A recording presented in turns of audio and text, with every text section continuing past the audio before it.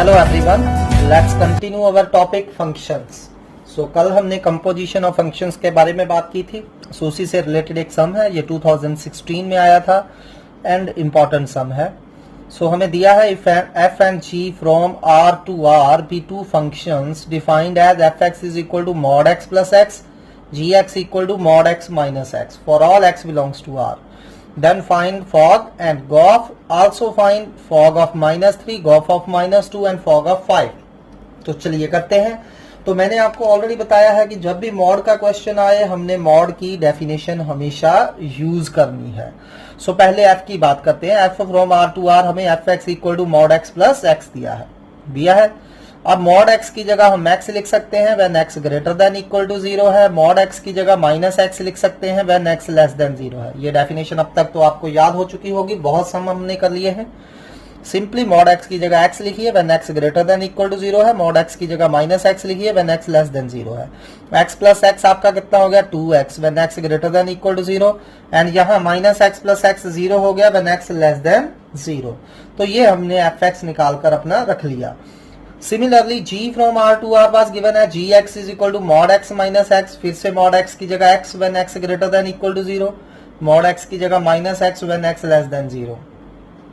So हमारा gx after simplification क्या आ गया 0 when x greater than equal to 0 and minus x minus 2x हो गए when x less than 0। तो मैंने fx और gx की वैल्यू निकालकर रख ली है, ठीक है।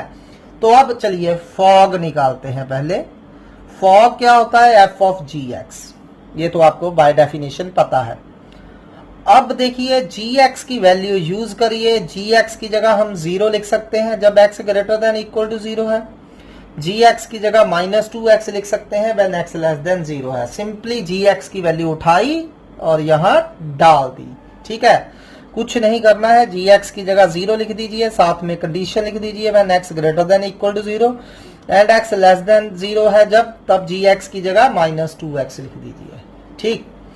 अब हमने एफ ऑफ 0 निकालना है। एफ ऑफ 0 मतलब जब x एग्जैक्टली 0 है तब एफ ऑफ 0 कितना होगा। तो ये था हमारा एफ एक्स। तो यहां से देखिए एफ एक्स में जब x इक्वल टू 0 है, ये रहा इक्वल टू 0। जब इक्वल टू 0 है एफ एक्स तो एफ एक्स की वैल्यू 2x है, पर x क्योंकि 0 है तो 2 इंटू 0 0 हो जाएगा। सो एफ 0 की जगह मैंने 0 लिख दिया, ठीक है। X greater than equal to 0 as such है। अब ये वाला ध्यान से समझिए। अब इस केस में x लेस देन 0 था आपका x लेस देन 0।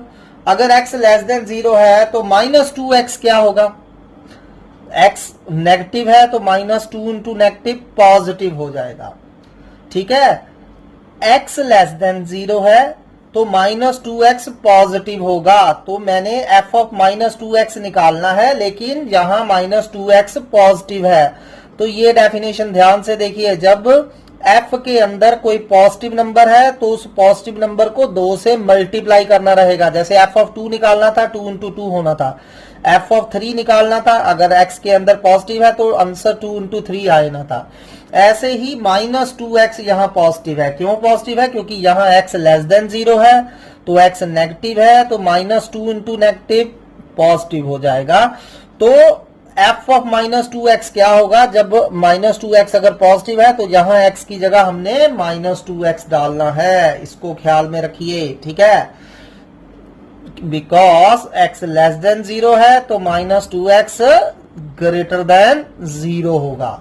समझ लगी बात। तो f of -2x 2 into that positive number -2x हो गया और 2 इंटू -2x कितना होता है -4x। So this is our fog.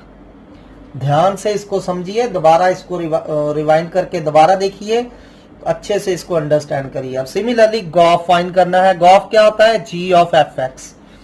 अब एफ एक्स की वैल्यू सिंपली ये उठाइए और इसको डाल दीजिए।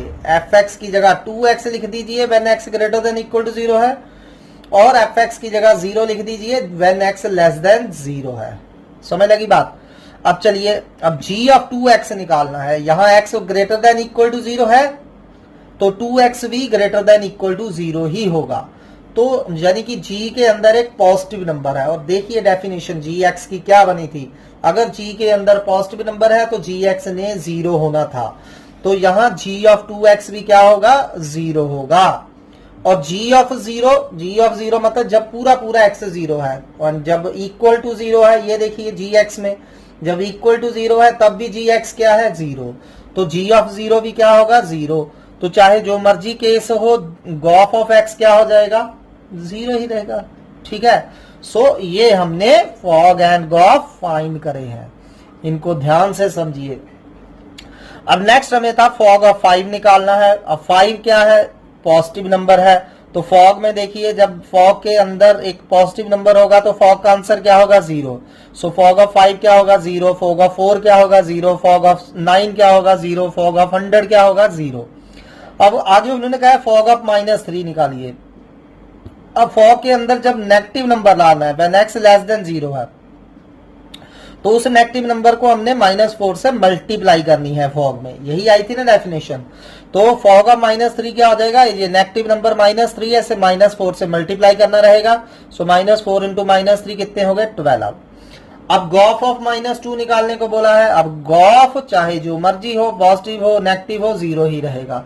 अगर गॉफ ऑफ 5 पूछा होता तो वो भी क्या होना था, 0 ही होना था। सो बहुत बहुत इंपॉर्टेंट सम है, इसको ध्यान से अंडरस्टैंड करके आपने खुद करने की ट्राई करनी है। चलिए next, inverse of an element in a function. अब कोई फंक्शन अगर हो हमारे पास तो उसका इनवर्स ऑफ एलिमेंट क्या होगा। सो मान लीजिए मेरे पास एफ कोई फंक्शन है a टू b, तो मान लीजिए a का एलिमेंट स्मॉल a b के एलिमेंट स्मॉल b से रिलेटेड है अंडर f। तो इसको हम कैसे लिखते थे, यानी कि b जो है a की इमेज है अंडर f, यानी कि f ऑफ a क्या होता था, b। इसमें b इमेज होती थी और a प्री इमेज होती थी। ठीक है, तो इसी चीज को मैं ऐसे भी अंडरस्टैंड कर सकता हूं कि देखिए b a की इमेज अंडर f है, तो b की प्री इमेज क्या होगी, b की प्री इमेज क्या होगी, a होगी। ठीक है, तो हम कह सकते हैं कि b का इनवर्स क्या होगा, a। ठीक है, तो अगर f ऑफ a b है तो a क्या हो जाएगा, f इनवर्स b। ठीक है, सो यानी कि f इनवर्स b हमारा क्या हो जाएगा, a हो जाएगा। f इनवर्स b क्या हो जाएगा हमारा, a हो जाएगा। Got it. अगर f ऑफ a b है तो f को सिंपली उधर ले जाइए, कुछ नहीं करना है, उसको उधर ले जाइए, f इनवर्स b क्या आ जाएगा, a आ जाएगा। सो चलिए इसमें कोई हार्ड नहीं है, डायरेक्ट क्वेश्चन करते हैं हम। So f from Q to Q क्या होता है, set of rational number. Sets का ख्याल रखना है। Given by fx equal to x square, we have to find the inverse of element 9, inverse of element -5, inverse of element 0। So मान लीजिए inverse of 9 यानी कि f इनवर्स 9x है। f inverse 9 कितना मान लिया, x मान लिया, यानी कि मुझे क्या पता करना है, अब x पता करना है इसमें से। तो अगर f ऑफ इनवर्स x है तो f इनवर्स उधर जाकर क्या बन जाएगा, f। तो यानी कि 9 क्या हो गया, f ऑफ x। और f ऑफ x क्या दिया है हमें, x square. f of x की वैल्यू x स्क्वायर डाल दीजिए। अगर x स्क्वायर 9 है तो x क्या आ गया, +-3। तो हमारा सेट क्या था, Q टू Q था। ठीक है, ये जो x आना चाहिए ये आपकी डोमेन में होना चाहिए f की। ठीक है, सो x हमारा +-3 आ रहा है और दोनों ही रैशनल नंबर है, तो दोनों ही क्या होंगे, इनवर्स होंगे 9 के। ठीक, सो यानी कि कुछ इस तरह की कंडीशन थी कि -3 और 3 दोनों 9 के साथ रिलेटेड थे। Obviously fx equal to x square है, तो f ऑफ -3 भी 9 होना था, f ऑफ 3 भी 9 होना था। ठीक है, तो f ऑफ -3 9 है, तो 9 का इनवर्स क्या हो गया, एक -3 हो गया और एक 3 हो गया। सिंपल सी बात है।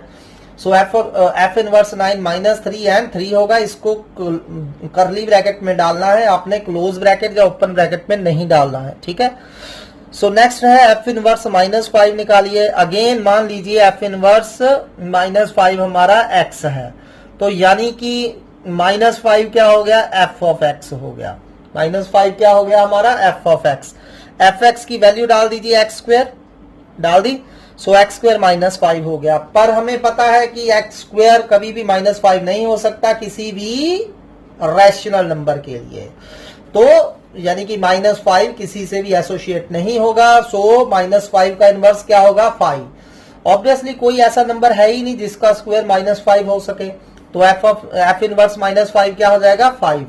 नेक्स्ट हमें फाइंड करना है एफ इनवर्स 0। सो अगेन मान लीजिए एफ इनवर्स 0x है, तो एफ ऑफ एक्स क्या हो जाएगा 0 हो जाएगा। एफ ऑफ एक्स क्या था हमारे पास x स्क्वायर, तो x 0 आ गया एंड 0 हमारे सेट ऑफ रैशनल नंबर में होता है, तो एफ इनवर्स 0 क्या आ गया 0 आ गया। ऑन सिमिलर बेसिस आपने ये कुछ मैंने एलिमेंट लिखे हैं, इनके आपने इनवर्स फाइंड करने हैं। सिंपली जिस भी एलिमेंट का इनवर्स फाइंड करना है उसको x लेट कर लीजिए और x की वैल्यू फाइंड कर लीजिए।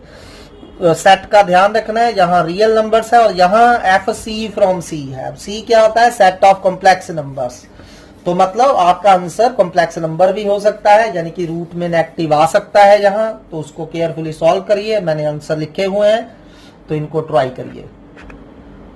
सो चलिए अब हम अपने फंक्शन चैप्टर के लास्ट टॉपिक की तरफ बढ़ते हैं, जो कि है इन्वर्टिबल फंक्शन, और you can say inverse of a function.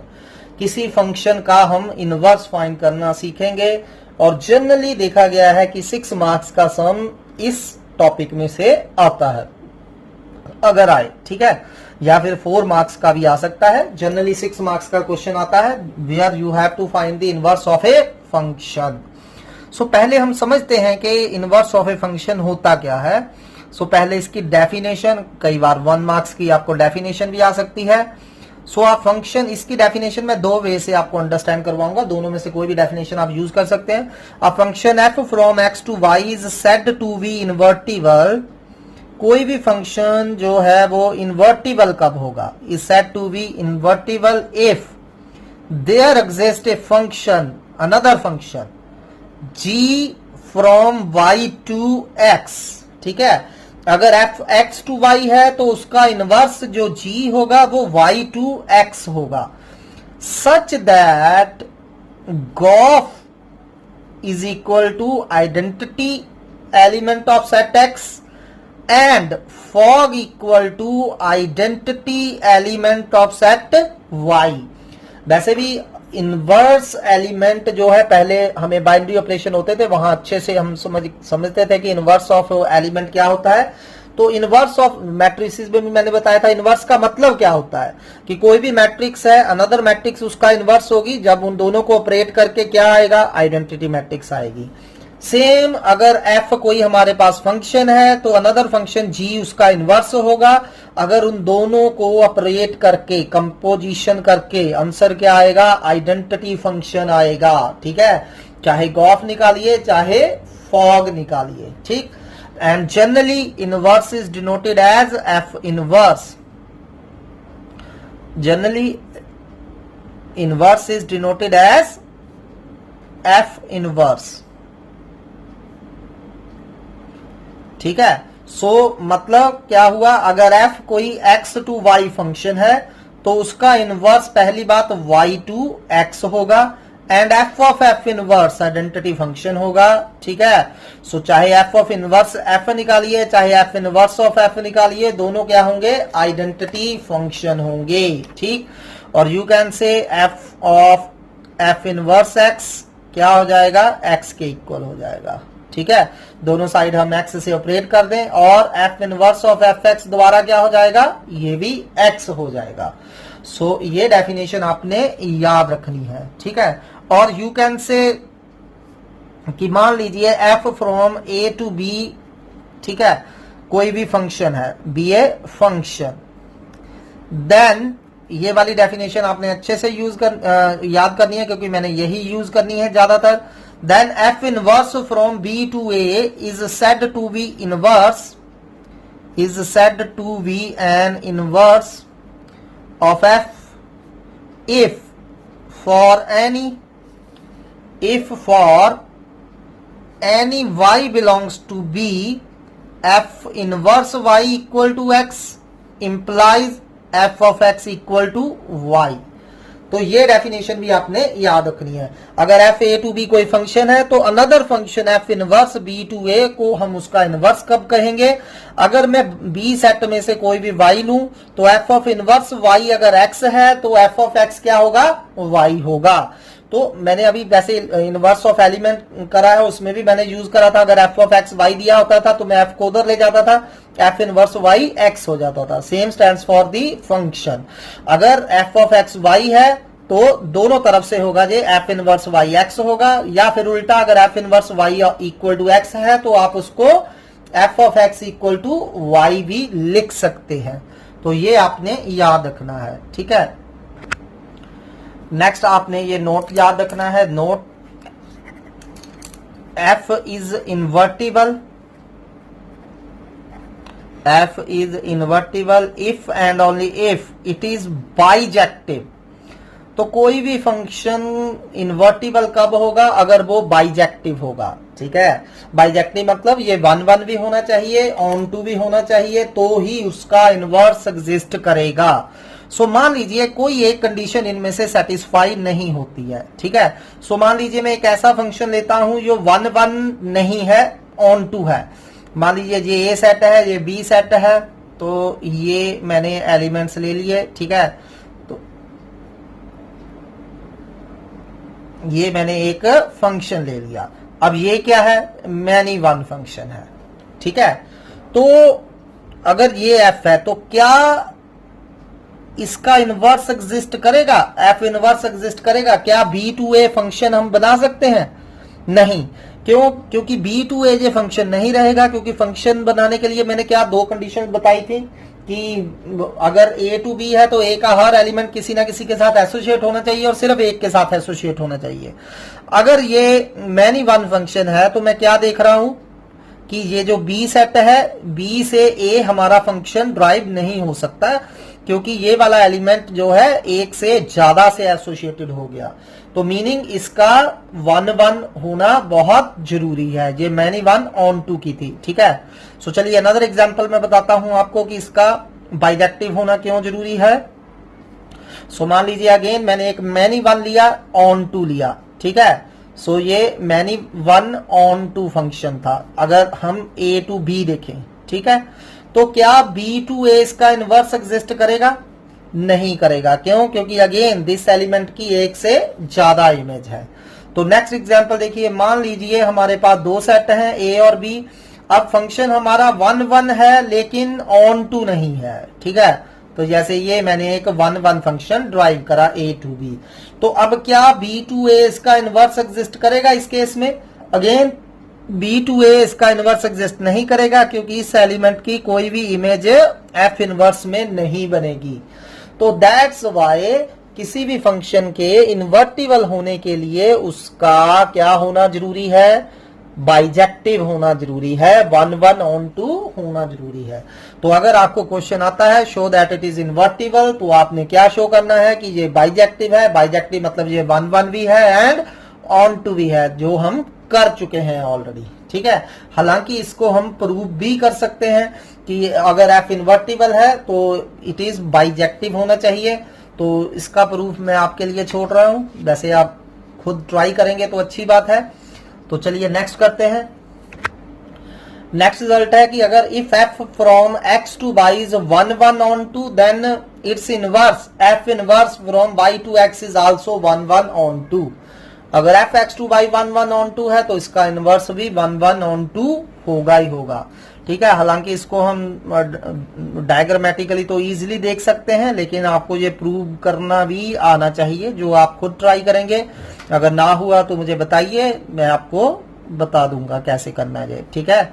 सो मान लीजिए F from A to B a function है। अगर एफ ए टू बी एक फंक्शन है तो ए के हर एलिमेंट की इमेज होगी और सिर्फ एक ही इमेज होगी।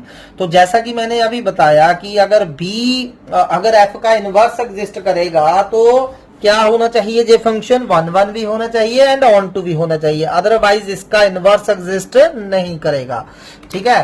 तो अब ये फंक्शन f जो है 1 1 भी है, ऑन टू भी है, तो इसका इनवर्स एग्जिस्ट करेगा। तो इनवर्स कैसे एग्जिस्ट करेगा? तो यही एलिमेंट की इमेज ये बन जाएगी और यही एलिमेंट की इमेज ये बन जाएगी, ठीक है।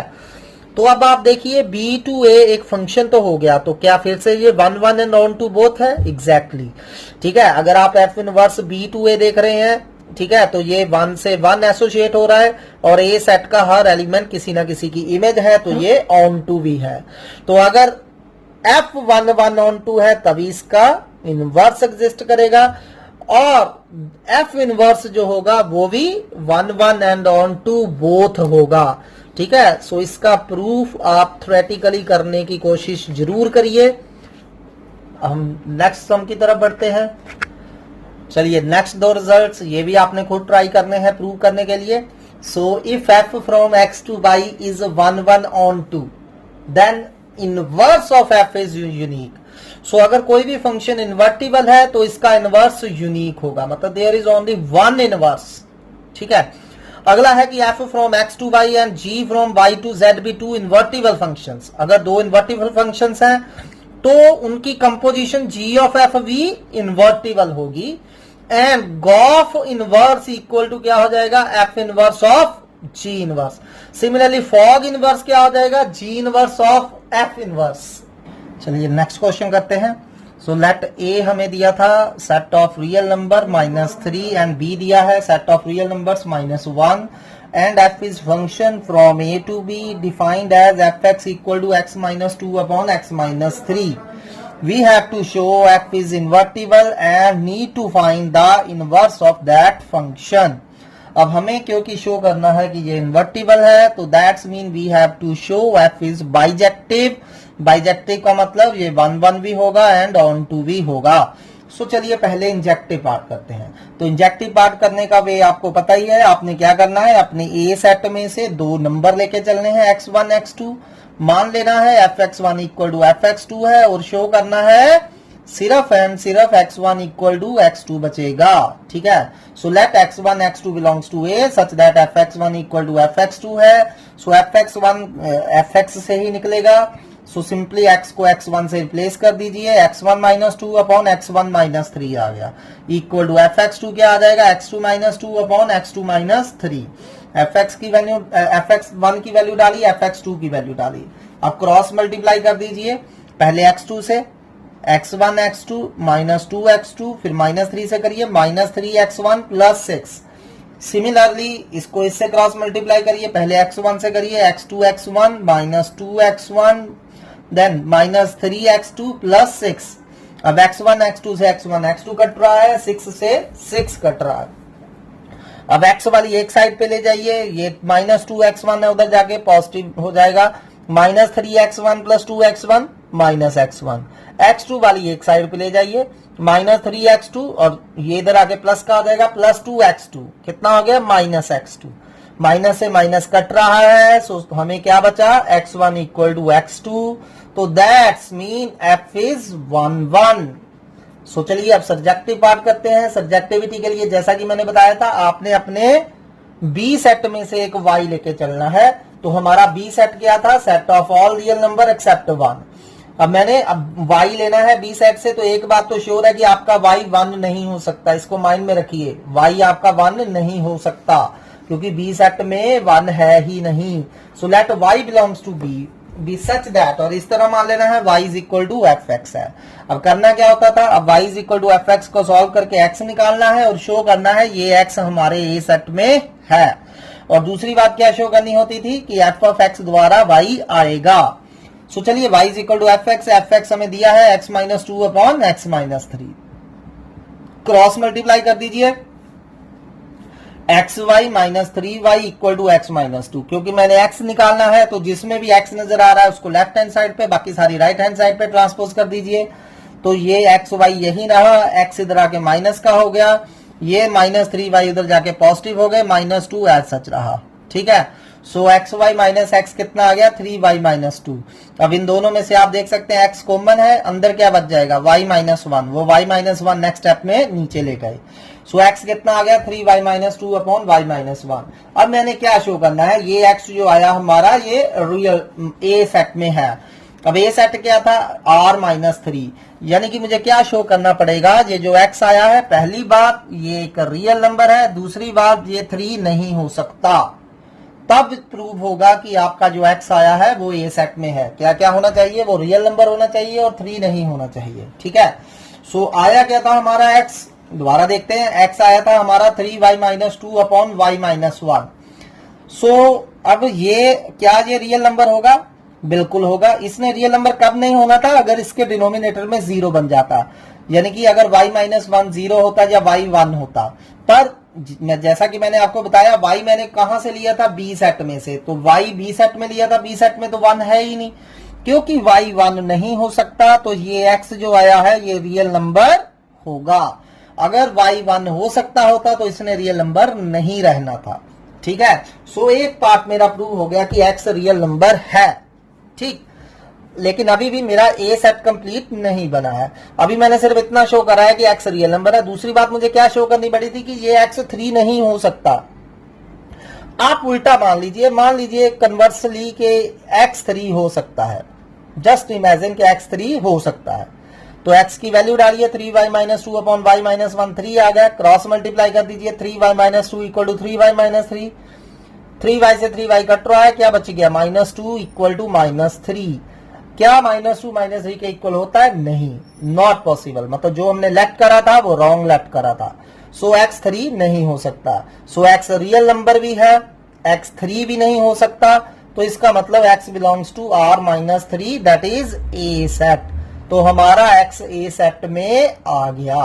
ठीक है, ये शो करना बहुत जरूरी है। विदाउट दिस शोइंग आपका सब्जेक्टिव प्रूव नहीं होगा।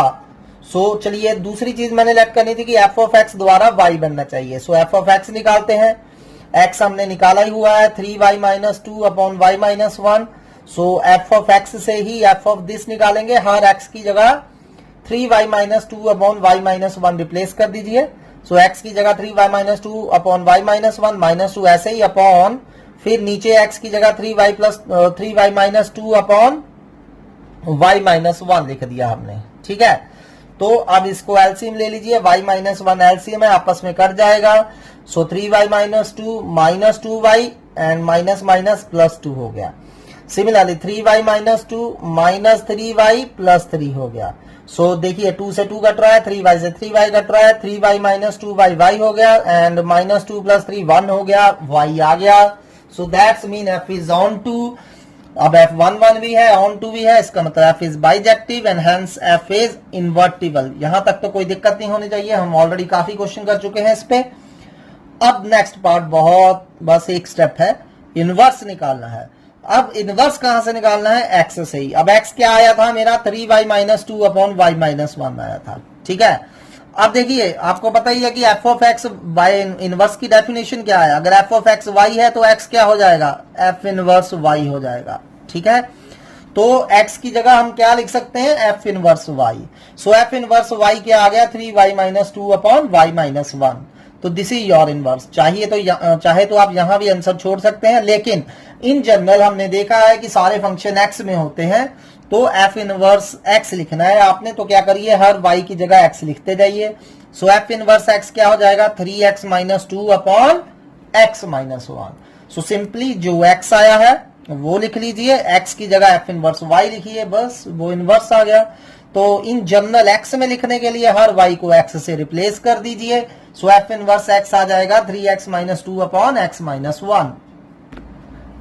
Next question is show that f from minus 1 1 to r given by fx equal to x upon x plus 2 where x not equal to minus 2 is 1 1. Find inverse of f from minus 1 1 to range. ठीक है, सो पहला part prove करते हैं पहले कि ये function 1 1 है, तो कुछ भी इसमें डिफिकल्ट नहीं है, ये तो अब आपको रट चुका होगा इस टाइम तक। तो सो इंजेक्टिव प्रूव करने के लिए let x1 x2 belongs to our A set and A set is minus 1 1। अपनी डोमेन में से 2 ले लिए। बी सच दैट, और किस तरह के लेने हैं, fx1 is equal to fx2 है। fx1 क्या आ गया, x1 over x1 plus 2, fx2 क्या आ गया, x2 over x2 plus 2। Just cross multiplication कर दीजिए, x1 x2 plus 2 x1 equal to x1 x2 plus 2 x2 आ रहा है। ठीक है, सो x1 x2 कैंसिल हो रहे हैं, 2 से 2 स्टेप नेक्स्ट स्टेप में कैंसिल हो जाएंगे, बचेगा क्या, x1 इक्वल टू x2। तो इसका मतलब f इज 1 1 है। अब हमें इनवर्स किसका फाइंड करना है, इनवर्स इसका फाइंड करना है। नाउ अब हमने यही फंक्शन यहां से यहां तक लेट करना है, minus 1 to range of f तक लेट करना है, एंड एफ एक्स वही है x अपॉन x प्लस 2। तो यानी कि यहां हमें ये फंक्शन दिया हुआ है तो इसकी हमें कोड मेन ऑलरेडी रेंज के इक्वल दे दी है उन्होंने। अगर लिखा है ना f फ्रॉम -1, 1 टू रेंज, हमने इसका इनवर्स फाइंड करना है तो codomain equal to range already दी है, तो हमें इसको ऑन टू प्रूव करना नहीं रहेगा। ठीक, ये ऑलरेडी ऑन टू आपको गिवन है जब पिछला सेट रेंज के इक्वल दे दिया है उन्होंने। तो बस रहा क्या, कुछ भी नहीं, इनवर्स फाइंड करना है। इनवर्स फाइंड करने के लिए हमें क्या चाहिए, x की वैल्यू चाहिए। So now y is equal to x upon x plus 2 है, fx इक्वल टू y होता है, तो क्रॉस मल्टीप्लाई कर दीजिए, xy plus 2y equal to x, xy plus 2y equal to x, जिसमें भी x नजर आ रहा है वो लेफ्ट हैंड साइड पे शिफ्ट कर दीजिए। xy माइनस x कितना आ गया, 2y माइनस का, ठीक है, ये x इधर आ गया, 2y उधर चला गया। अब दोनों में से क्या कॉमन है, x कॉमन है, y माइनस 1 माइनस 2y आ रहा है, ठीक है। सो x क्या आ गया आपका, minus 2y upon y minus 1, तो जिसको कि हम 2y अपॉन 1 माइनस y भी लिख सकते हैं अगर चाहें तो मैंने जैसा कि बताया था x की जगह क्या लिख देना है, f इनवर्स y, ठीक है। तो इन जनरल हमने f इनवर्स x लिखना है, तो हर एक y को x से रिप्लेस कर दीजिए, this is your inverse. So f inverse x क्या हो गया, 2x upon 1 minus x, simply. Next दो सिंपल से क्वेश्चन है, if f from r to r defined by fx equal to 3x plus 5 upon 2 is an invertible function, ये हमें invertible show करना है and we need to find its inverse, ये खुद करेंगे आप। If f from r to r defined by fx equal to 4x minus 3 upon 5, x belongs to r is an invertible function, find f inverse। तो हमें दोनों को पहले bijective show करना है, फिर इनवर्स फाइंड करना है, ठीक है। तो ये मैं यहाँ पे छोड़ रहा हूँ। सो नेक्स्ट है, if fx equal to 6x plus 3 4x plus 3 upon 6x minus 4, x not equal to 2/3 दिया है हमें, and show that f of x equal to x, what is inverse of f। So पहला बार तो easy है, तो हमें fx दिया है 4x plus 3 upon 6x minus 4, सो हमें f ऑफ f फाइंड करना है, यानी कि f ऑफ x, तो क्या हो जाएगा, f ऑफ fx। तो क्या करना है, fx में हर x की जगह fx रिप्लेस कर देंगे, क्या आ गया 4fx plus 3 upon 6fx minus 4, ठीक है। अब इसमें हम fx की वैल्यू डाल देंगे, fx क्या है हमारा 4x plus 3 upon 6x minus 4, सिर्फ fx की वैल्यू डाल दीजिए, 4x plus 3 upon 6x minus 4। तो इसको सिंप्लीफाई कर लीजिए, अब 6x माइनस 4 एलसीएम है, सो 16x plus 12 plus 18x minus 12 upon 6x minus 4। Similarly आप नीचे डिनोमिनेटर में भी एलसीएम ले लीजिए, 6x माइनस 4, सो 6x माइनस 4 एलसीएम लेंगे, 24x plus 18 minus 24x plus 16, ठीक है। तो 6x माइनस 4 आपस में कट रहा है, 12 से 12 कट रहा है, 24x से 24x कट रहा है, तो 16 प्लस 18x कितने हो गए आपके 34x अपॉन नीचे भी कितना आ रहा है 34, तो क्या बच गया, x बच गया, ठीक है। सो f ऑफ f हमारा क्या, ऑफ x इक्वल टू क्या आ गया, x आ गया हमारा, ठीक है। तो पहला पार्ट प्रूव हो गया। अब हमें क्या फाइंड करना है, f इनवर्स। तो मैंने आपको डेफिनेशन बताई थी कि अगर f of g of x आ जाए तो g is the inverse of f होता है, ठीक है। तो g किसके इक्वल होता है, f इनवर्स के। सिमिलरली अगर f of x equal to x आ रहा है तो ये पीछे वाला क्या होगा, आगे वाले का इनवर्स होगा, जो आगे वाला पीछे वाले का इनवर्स होगा। सो f ऑफ इनवर्स क्या आ जाएगा, f ही आ जाएगा। समझ लगी बात, क्योंकि अगर गॉफ और फॉग दोनों x के इक्वल आ जाते हैं, डेफिनेशन मैंने आपको करवाई है, तो g जो है f का इनवर्स होगा, यानी कि f इनवर्स g के इक्वल होगा। सिमिलरली f इसको इससे कंपेयर करिए, g की जगह f आ रहा है, गॉफ यहाँ x है, तो f इनवर्स क्या हो जाएगा, f के इक्वल ही हो जाएगा। चलिए आज के लिए इतना ही करते हैं, कल कंटिन्यू करेंगे इसको। Thank you for today.